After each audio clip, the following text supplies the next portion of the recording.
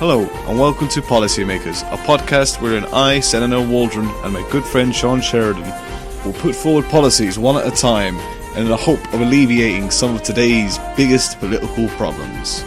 Enjoy the show. Hello and welcome to Policymakers. I'm Sean Sheridan. With me as always is my good friend Senan Waldron. How you doing? And as always, we're here to solve deep problems affecting Ireland and the world. Cranially deep.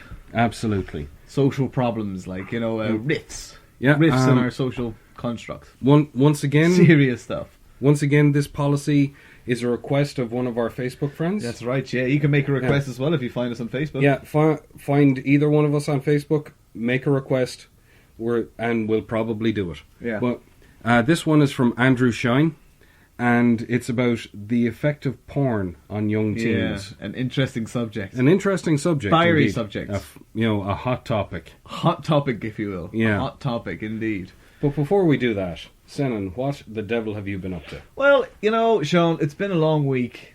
We haven't hung out in ages, but I did a few things. First off, I played Saints Row 4. Oh, such a game. Such a game. I got it on the Steam. Beautiful. Loved it. Great. But there's a bit in that where Aerosmith's I Don't Want to Miss You, is that the one? Don't Want to Miss a Thing? Yeah, I Don't Want to Miss a Thing. That's playing while you wrestle a rocket, right? And then later on, for some reason, I was watching Wayne's World.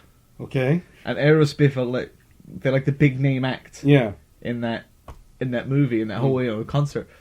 So my question is, what's the deal with Aerosmith?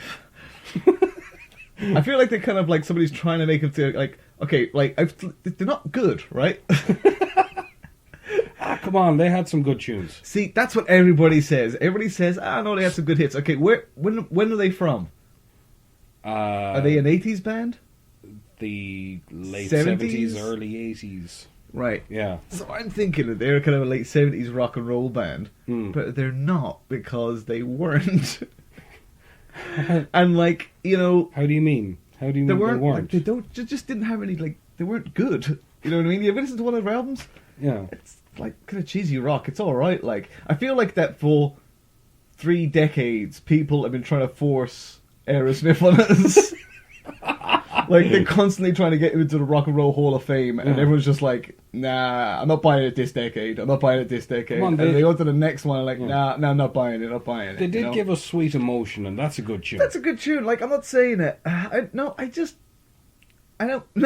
think it's that good enough. It's okay. You know what I mean? All right. It's not a classic rock song, and I feel like Love in an Elevator. Yeah, that was okay. It was pretty good. Okay. But it's not legendary rock. All right. You know what I mean? You could make me name all of Aerosmith's songs, big hits, on one hand, and still not talk about the good ones and kind of go, oh, there was that other crappy one, that one that was kind of, whatever. Yeah. That other one that wasn't them, it was Run DMC, that kind of thing. Oh, come on! You're not going to take that away from them. Yeah, but that's pretty much what I'm doing, because I don't think they're that good. I don't understand why we're supposed to be these guys, oh my god, Aerosmith is playing, that's going to be awesome. No, but that was surely a 50-50. If Aerosmith played Glastonbury, I don't think they'd make the headline. I don't think people would be like, yeah, they're going to play the Saturday, the headline stage. I think they'd be playing during the day, probably on a Friday. Wow. You know what I mean? I just don't think they're that good. In Wayne's World, they're the band that turn up and they start playing at a gig. Yeah. And they're like, Aerosmith, I can't believe we booked them. And then all the other acts come up, like the Red Chili Peppers and I think the Pearl Jam, and they come out as well. Yeah. That looks like just stock footage from an award show or an after party or something. And the only band that they asked every band that they named in that, is in the scene where he's look at a t-shirt, oh, Pearl Jam's going to be there, and see a poster. And Aerosmith, I feel like they asked every band on that list. And Aerosmith were the only ones yeah, sure, we'll do it. Yeah, sure, yeah. Well, 20 grand, yeah, we could do it with the money. And wow. And I think I'm the only person that doesn't really like Aerosmith, that just thinks they're kind of crappy. I think they're you know what, they're like the Darkness. I get the feeling that the Darkness are going to have that same kind of career path as well. Just kind of people are going to be you know, Aerosmith, and like, oh, what, did you used to go to the gigs? Nah, but like, there was I feel like everyone thinks that their dad is into Aerosmith. I'll put it this way. In terms of longevity alone, Aerosmith are nothing like The Darkness. The Darkness are playing Galway in about a week's time. Yeah. You know, Aerosmith are not going to be playing the big top. That's what I mean, though. Like, how did they get to the top and stay at the top without making good music? Like, how did they do that? How are they like kings of the music industry? People are like, oh, Aerosmith, awesome. No, Rock and Roll Hall of Fame. They're not fucking Elvis. So what you're saying is the best thing to come out of Steven Tyler is the jizz that made Live. Yeah, she's kind of too skinny for my liking. Kind of too pale. Oh, come on. She's definitely taller than I am.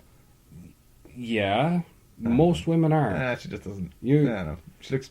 You know what? She's the perfect human embodiment of Aerosmith's music. Just kind of pale and quite plain, not super attractive. Plain to you? She's pretty plain. Like, she's really pale and she kind of looks a bit sickly. But everyone assumes that she's hot because everyone's telling us that she's hot. And I feel it's the same thing with Aerosmith. Everyone's like, oh yeah, Aerosmith. You know, they have some great hits. And like, what? And like, oh, that one or two, you know. No. What? Watching Night at McCool's, and if you're, But they're in loads of movies as well, right? Yeah. They pop up in movies all the time. Pretty much, yeah. They were in that John Travolta thing, the Get Shorty sequel. Yeah, they were in Get Shorty. I don't know what it was, Big or something. Something like that. Get Laid or something like that. Yeah. Yeah, but like I just don't think they're that. Like, am I the only person that thinks that? Okay. Put a comment, like, if you're listening at home, put a comment down if you think Aerosmith suck. I'm willing to meet you halfway on the Aerosmith thing. You know, that's just horses for courses. But Live, seriously? Yeah, no, I just don't see it. Yeah. She just doesn't do it for me. It just doesn't click. All right. Watch Empire Records again. If it doesn't happen, I'm revoking your penis license. Like, you know, she's pretty hot in that, but she's not super attractive. She's not a really good actress, and I don't really like her face. No, I don't like her at all. That just built up steam. I just don't like. You were going downhill in a mine cart. So that's what happened to me this week. I realised I don't like Aerosmith or any Aerosmith offspring. Well, I kind of feel the same about Oasis, so I'm not. There you go. It's like Yeah, but you're wrong. You're wrong, and everything you say is wrong. Oh, come on. That's terrible. Oh, seriously? People like you should be forced to watch Aerosmith concerts for the rest of their life. No, Oasis I'm talking about now. I mean, the amount of bands out there that wrote, like, really fucking amazing lyrics, and it was like slowly walking down the hall faster than a cannonball. It's like, you dickhead. Yeah. You're... And the image they had was as these hard cases, and it was sort of like, on a champagne supernova. I suppose I do feel that same way about Aerosmith. It's like giant jerks. Like. Yeah, it's like if someone promises the Sex Pistols and delivers the Partridge Family. Yeah, there's a bit. Yeah, I think I feel the same way about Aerosmith in that, like, they're portrayed as like a legendary rock act, but they're just not. And I guess Oasis just aren't hard guys, or you know. Anyway, that's enough. That's Stoner Talk done for this week. You're listening to College Dorm Radio. But so, Sean, let's not filibuster. Okay. Let's not distract ourselves. Let's get serious straight into these policies. Absolutely. Yeah. You want to go first? I think Sean Sheridan of the Red Party should go first. Right. My policy for this, to try to lessen the effect of pornography on our young people today, is an operation that I have called No Diggity, No Dumb. That's a pretty wicked title. Yeah. I like that. So it's got funk. I like it. Young teenage boys. We know them. We've been them. We know how their mind works. Mm-hmm. They have a newfound interest in the female form, shall we say? Yeah. And they have absolutely bugger all interest in anything else but that and violence and football. Yep, definitely not. It certainly sums up my teenage years. Definitely not their studies. Not their studies. Yeah. Nobody likes to study. Yeah. Sean, homework. Boo. Exactly. Boo to homework. Especially when you have a choice between doing your geography homework or watching a Filipino three-way. I mean, who wants to do if homework? you're 13 years old, it's not even a competition. I mean, sure, I'm older now. I'm more mature. I like to do my homework. Yeah, exactly. But as a teenager, homework, boo. I know. Boo. I know, Schools for right? fools. So, what I'm proposing is we integrate the school curriculum into pornography. So, I see. this can go one of two ways. Right. It will either wean them off the pornography by recounting the same boring facts they have no interest in whatsoever, or it will seriously help their retention of said facts. I like it. That's what we call a double bonus. Yeah, I just want to say, I mean, kids these days they're overblown. They're weighed down with this stuff. I mean, it is a serious issue. I mean, all you need is a broadband connection and the desire to see tits, and you will see as many tits as there are in the world, pretty much. Yeah, I mean, online. I mean, the internet is just a giant titty exchange base. Exactly. Pretty much, it's a titty-based information system. It wasn't like this when we were growing up, man. You know, when we were growing up, you know what we watched? Shannon Tweed films. When I was 13 years old, when I was 13 years old, I honest to God thought that the only way you could have sex was if you were working as an undercover cop at a strip club that a serial killer had targeted. That is because it was the only thing I'd been exposed to. Kids these days, it's like, you know, double gagging, all that sort of nonsense. They just don't have the story, the romance to it, exactly. like, you know. So what? But like I said, integrate the school curriculum into the pornography. Yeah, that's a good idea. I like that. An example would be veteran porn star Rock Hardcastle giving a thorough recounting of the Nazi invasion of France before ending with the line, "We couldn't afford a recreation, so for the purposes of this show, I'm Germany and this Romanian teen's ass is the Maginot Line." Just subtly, subtly, in there. you know, just almost like you didn't know there was information exactly attached to the video. Yeah, and just, you know, it really, for want of a better term, it rams the point home. Yeah, and or as well as that, we could have porn star Lexington Steele going, Pythagoras' theorem states, in a right-angled triangle, the square of the hypotenuse is equal to the sum of the squares of the other two sides. Now, watch me make this acute angle very obtuse. Once again, subtle. Exactly. Subtlety is key. Subtlety is, you know, but... It's thin Well, veil of education. Really? Subtle? Do you think anything subtle even registers with a 13-year-old boy? You have to be pretty You kind visceral. of have to hammer it. Yeah, you really have to. You have to hammer it home. You have to punch that information to the back of his head until it just sort of until it just sort of sprays all over his brain, and you know, you just ram that point home, ram it home, all the way. Or that's very or very have very sexy. Yeah, or have Jenna Jameson go before this teacher student lesbian scene. I'd just like to give a quick geography lesson. V-shaped valley? Come here. U-shaped valley. Yeah, I like that. Yeah, demonstrations. Yeah.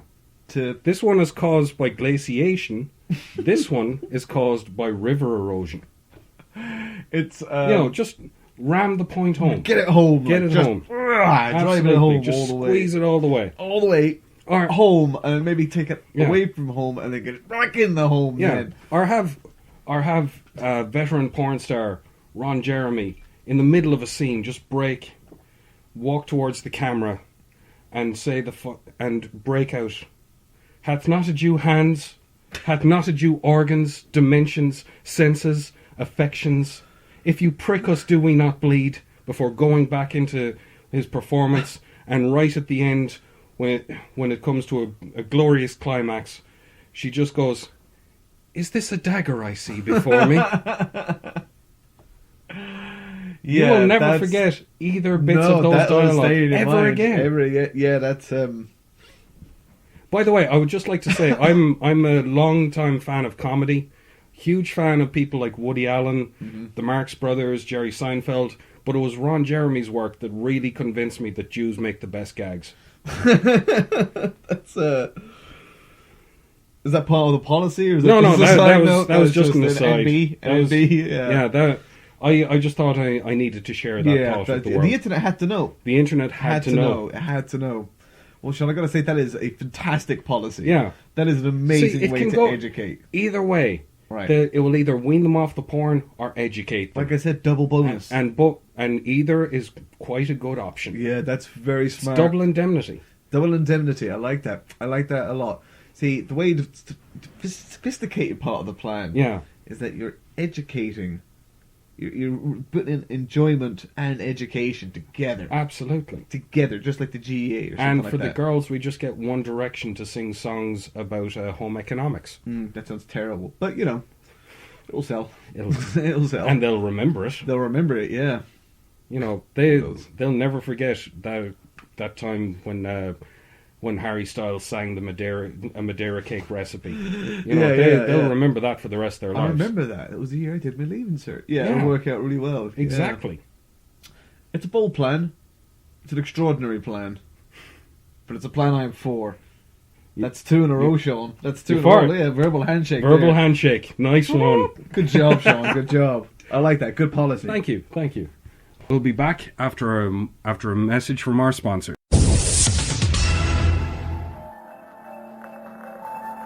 Hello, this week's episode of Policymakers is actually sponsored by Policymakers because we are now on SoundCloud. That's soundcloud.com/policy-makers. So please come on and log on through SoundCloud. You can favourite us, you can leave us comments, you can even download some of your favourite episodes and listen to it whenever you like.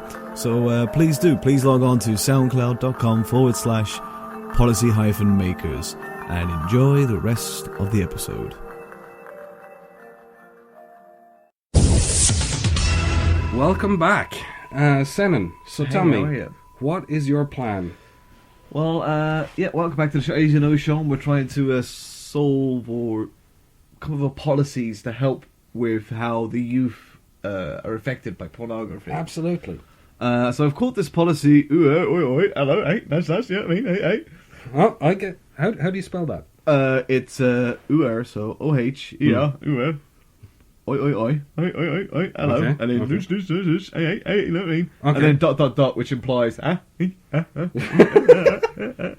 the winking. And the winking, of course. And the winking, of course, yeah. People can't see the winking, you see. Kids today are being corrupted every minute of every day, Sean. Really? This is serious stuff. Okay. Nowadays kids have sex on their phones, in their pockets, in their very hands. Back in our days, you didn't have that. Yeah. You had to just find it in only magazines. And the magazines were only available at porn shops, at newsagents, corner shops, in the newspaper, and on billboards, and in shop fronts. And on TV. And VHS, and DVDs. Yeah. And CDs. And the start of the internet. Yeah. And in phone boxes. Yeah. And on train stations and in the woods. But we didn't have it in our pocket. And also it was hiding behind peanuts as well. What? Really? Peanuts, yeah. Remember the cartoon? No, not the cartoon, like packets of peanuts. Oh, right. I was thinking, when the fuck did that happen? I missed that episode. Yeah, that was a weird Christmas special.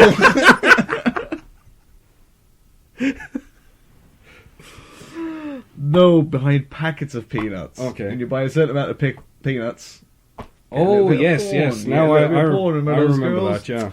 Yeah, that's exactly what it was, but we didn't have it in our pockets. We didn't have it on the go. See, the internet, which is accessible by everyone, everyone who has a smartphone and a contract, and 2 forms of ID, and a livable wage, and a card to pay for it, and internet access, and obviously a phone itself, is available to everyone that meets those criteria. It's a scourge. It's a scourge. And indeed, everything's available on it. Pornography is available on it. Yeah. Right there in your hand. You could just hold it, put it in your pocket. Kids are being corrupted every day by this. It's shocking them I in know. the head, in the head, in the head all the time. In the head and In the mind. In the mind. It's corrupting them. Online every day, millions of gigabytes of information have passed between people. Information on, sure. It's on history, it's on science, chemistry, physics, art, both new and old. It's got philosophy, every book ever written. It's got pictures of cats, world history, modern history, early history. It's got archaeological digs. It's got papers, scientific, biological papers. And it's news, current and old. And it's got relative opinion about that news, situations in Syria and other countries right on the ground.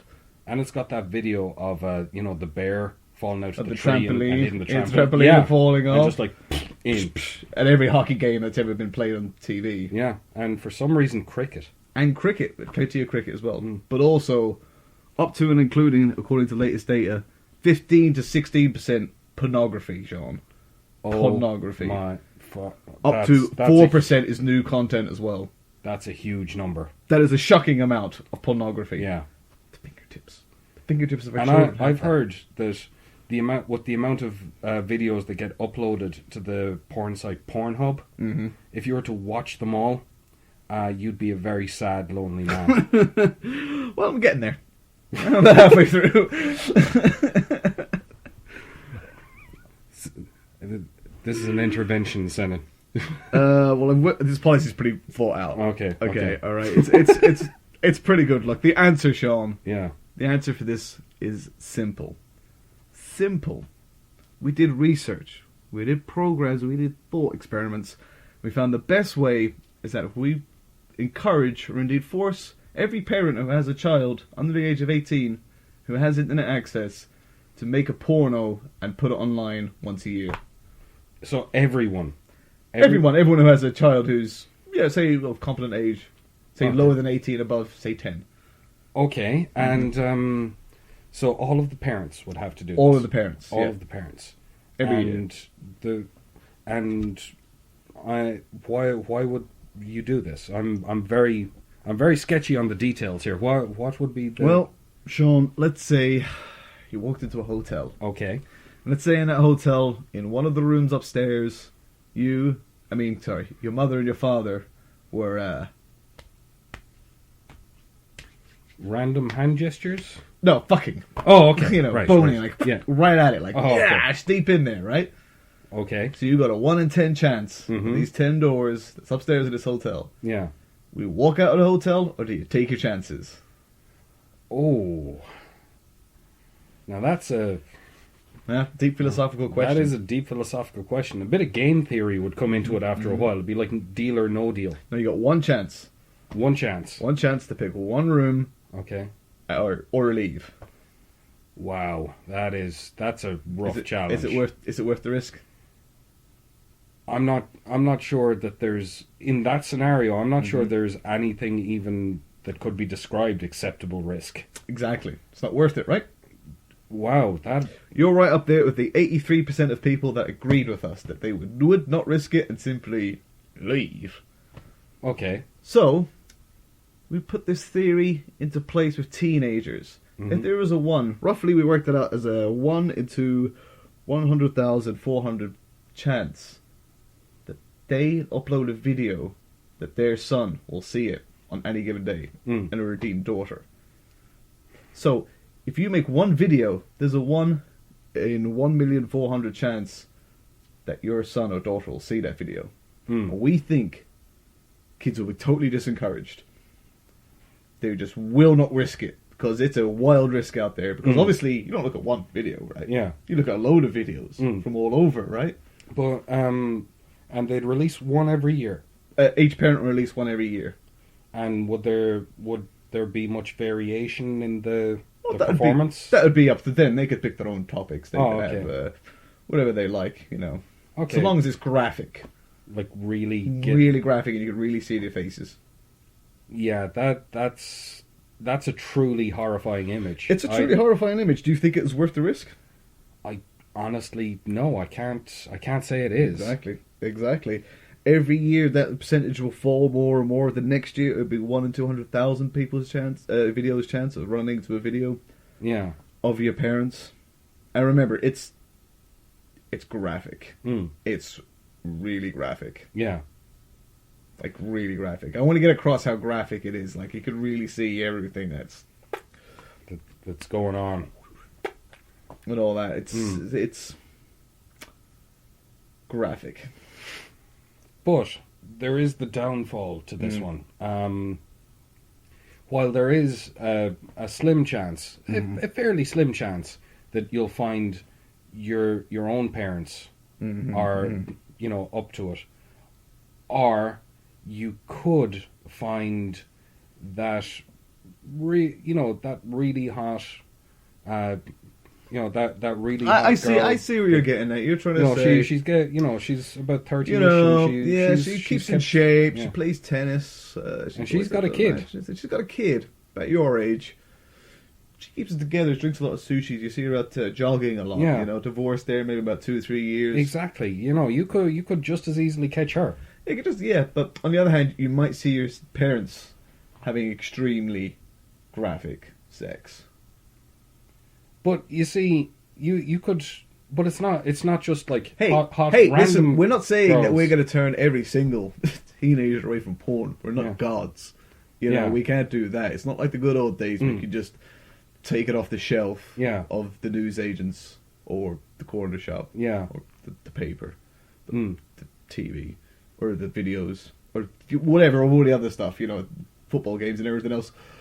But, now at least we could do is disencourage them. You know what I mean? If we stop one kid from watching porn, then we're willing to have everyone make a porno. I think that's a good risk. I think if we can make everyone in Ireland make a porno and just stop one child from looking at porn, that'd be a very sexy accomplishment. That is true. Mm-hmm. However, wouldn't novelty factor also bring them in? Like... I mean, like the chances of seeing, like... No, but like... friends or... Yeah, exactly. Your friends' band getting off. Do you really want to see that? Hmm? Do you really want to see that? Do you want to see that enough that it's worth the risk of seeing your parents doing it? Well, the fact that I've been desperately trying to change the subject from the general image of my parents doing it, and you keep fucking bringing it back, no matter how hard I try to get away from that, they've got to rig and everything. I'm going to have to back this policy. This is fucking... It's a solid policy, right? Solid. I mean, people get to make pornos. Who doesn't like to make pornos? Children don't watch the porno. It's a beautiful system. Yeah. It's wonderful. And I think it will bring us together as a nation in making sure that everyone has hardcore graphic sex on the internet. I'm going to have to give you a verbal handshake. Verbal handshake, yes, sir. Thank you very much. I will take fantastic. that, sir. Yeah, it's a good policy, right? Yeah. That's makes absolute perfect sense. Perfect sense. And it would... Genius. We have the guys only thing is there'd be like an unwatched ocean of pornography starring people you probably know, and chances are you'd want to see that. But yeah. But is it worth the risk of it's not worth the risk. your I parents can't... having graphic sex? Please stop saying that. I'm just saying, that's my policy. I think it's a good policy. I think it worked out. It's a good policy. That's the policy, of course. You can look it up online. Is oi oi oi hello. Well, that's copyright. Blueparty.com. Oh, you've moved on from C counter. I have, okay. yeah. There's a big problem with that. That's where I got this scar.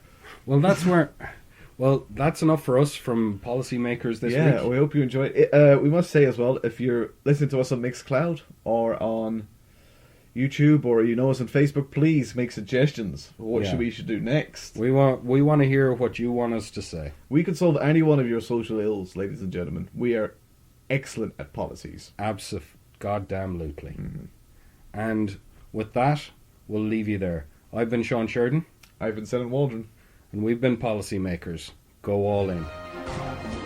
You have been listening to Policymakers, a podcast written and produced by me, Senan Waldron, and Sean Sheridan. It was a Robot House production. What are you doing? That's half the fun of it, though. That is half the fun. You know. Is winging it. Well, it's not. It's not sounding like an asshole.